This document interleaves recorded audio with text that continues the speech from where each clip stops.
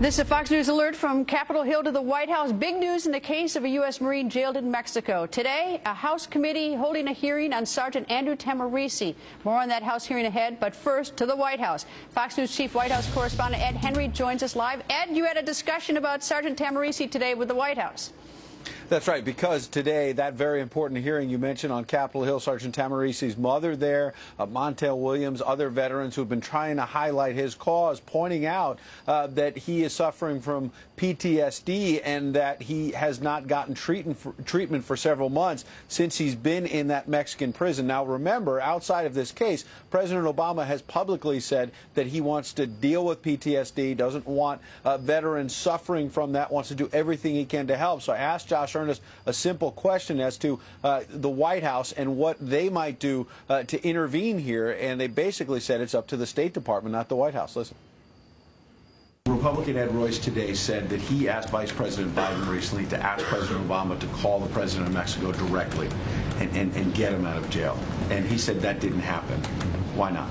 I don't believe it has, and that's because this is an issue that is being handled through the State Department and through the existing channels at the State Department. Now, that was a reference to Republican Ed Royce. He's been outspoken on this issue, as you know. He claims that he spoke directly with Vice President Biden recently, urged the Vice President to have President Obama call the Mexican president to try to secure the release of Sergeant Tamarici. That clearly has not happened. The White House saying it's up to the State Department, not them. Interesting, though, that Ed Royce suggested there may be some good news coming. He said that he's spoken to Mexican authorities who are taking this concern about PTSD seriously, and they are considering the release of Sergeant Tamarici. Brett. Ed, did he say how the State Department was handling it? Because, frankly, from what I've seen, it just means the State Department's been doing some home visits. They visited him a couple times in prison.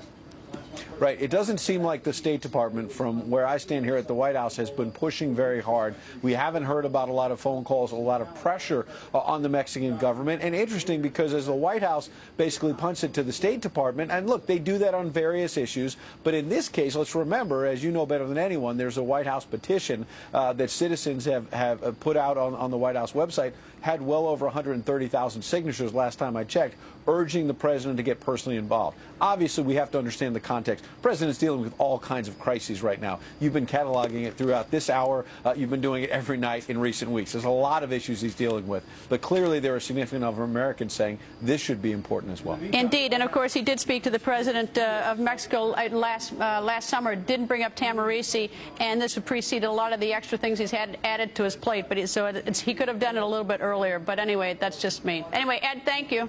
Good to see you, Greta. And coming up, we're going to take you inside that Tamarici hearing on Capitol Hill. You will hear what the Marine's mother and TV host Montel Williams told Congress. Then Sergeant Tamarici's lawyer joins us live from Mexico. He has additional big news. That's all ahead. But first, Karl Rove. He says President Obama should accept that he is a wartime leader, whether he likes it or not. Karl Rove is here next.